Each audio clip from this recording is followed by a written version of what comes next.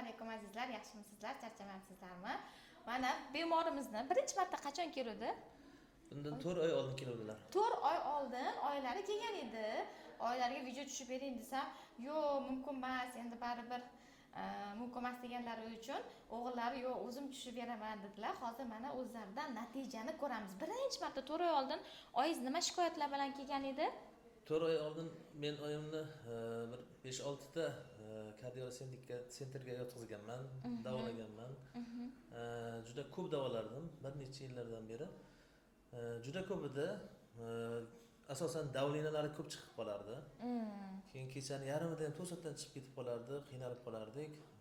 Doim biz hollardan xabar olib turardik. Nima bo'lyapti deb qo'rqib qolardik. Lekin taqdir ilohiy ekan, Xudosi sabab chiqibdi.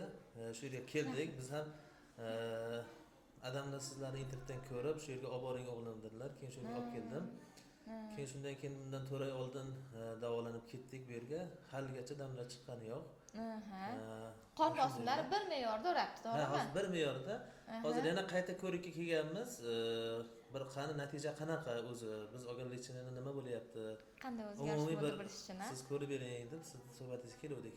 Rahmat kattakon. Rahmat kattakon. Azizlar, bilasizlar, bular oilasida bunaqa tez natijaga erishilgan sabab nima bo'ldi? Dori haqiqatdan bitta joyga zarar, bitta joyga foyda. Bitta joyga zarar, bitta joyga foyda. Qachonki ko'rsatma bo'lsa, vaqtinchalik ichilish kerak, to'xtatilish kerak. Sizlarga mana oilasidagi boshida analiz tekshiruvlarni ko'rib, dorilar ko'proq yozilgan va u chiqib ketilgan, oxirida ikkitadan 3 ta qolgan, to'g'rimi dorisi? Qolgan hamma narsalari bularga ham tushuntirganman. Qayta aytaman, yurish, to'g'ri ovqatlanish, to'g'ri uxlash, to'g'ri ovqatlanish. Oilalari tetikkina, shunaqa tetik, shunaqa ishchan kelin olgan ekanlar. Bo'ldi, kelin oldim deb turib, bizda O'zbekistonda yotib oladi, kelin oldim, endi kelin xizmatimni qilsin deb turib. Bu narsa noto'g'ri. Azizlar, birinchi navbatda o'shanaqa qaynonalar kelin oldim, yotib oldim deyotganlar o'zlaringizga zarar qilayotgan bo'lasizlar. Kelindan ko'ra chaqqonman deydilar. Kelindan ko'ra o'zi bilinib turibdi, xarakterlari chaqqon, tez gapiradilar, tez harakat qiladilar. Haqiqatan chaqqon ekanlar. Yo'q, kelinimga qarab qolgan joyim yo'q dedi. Allohim hammamizni ilohim birovga qarovli qilib qo'ymasin. Buning uchun esa harakatdan to'xtamaymiz, to'g'ri hayot tarzida yashaymiz. Men bitta narsani aytay shu yerda. Sizga sir bo'lib qolgan edi, endi ochaman sirni. O'zim 4 ta institut o'qiganman. Sizni oldingizga kelganimdan keyin ham siz yozgan nazarcheniyalarda borib boshqa bir 4-5 ta kardiologga ko'rsatdim. Ana azizlar, qaranglar. O'rganib qolmaydilar. Firma yozmaganmi? Firma bormi, yo'qmi deb keyin juda ko'p vaqtlardan keyin ular kardiolog sentr bilan ham bog'landim hattoki. Keyin ular yo'q, yaxshi dorilar yozishibdi, olavering deyishdi. Keyin hattoki sizda bitta doringiz topilmadi, o'sha Rossiyadan olib keltirdim dedim. Bunga ham ishondimki, o'sha firma bilan ishlamasliklaringizni, boshqalar ham hammasi yaxshi dorilar ekan deyishdi. Mana hozir buni effektini ko'rib turibmiz. Natijasini ko'rib turibsizlar. Sizga ham rahmat. Ishonmaganingiz sababi nima bo'ldi? Yosh ekanligingiz. Ishonmaganligim sababi emas. Himoya qilish uchun. Biz o'sha ilm ahli bo'lganligimiz uchun, ko'p narsani ko'rganligimiz uchun Доверяй, но проверяй. Ekspert qilib ko'ramiz. Qanaqa nima ekan deb, foydasi bormi, zarari bormi, o'rganib qolishlik bo'ladi har bir narsaga dorilar. To'ppa-to'g'ri. Keyin inson qayergadir zarar berishi mumkin, jigargami, boshqa joyga nima zararlari bor, nima foydasi bor, ikkalasini solishtirib ko'rib, keyin yo doktorlar bizga olavering degandan keyin hammasi bir fikrda bo'lgandan keyin olganman. Juda yaxshi. Молодец. Mana ruslarda ham shunaqa maqol bor-ku, доверяй, но проверяй deydi. To'ppa-to'g'ri. Bu narsada men hech ham xafa bo'lmayman. Doim bemorlarim kelsa-chi, agar nimadir yoqmayaptimi, bitta yo'q, boring, bitta ko'rib keling. Boshqani ham bitta kalladan ko'ra ikkita kalla yaxshi degan. U narsa bor narsa va bizda aptekalarning ko'pligi bekorga emas. Ochiqchasiga aytaman, to'g'ri aytibdilar, haqiqatan bizda bilmadim, endi ba'zi birlar yomon ko'rib qolishi mumkin.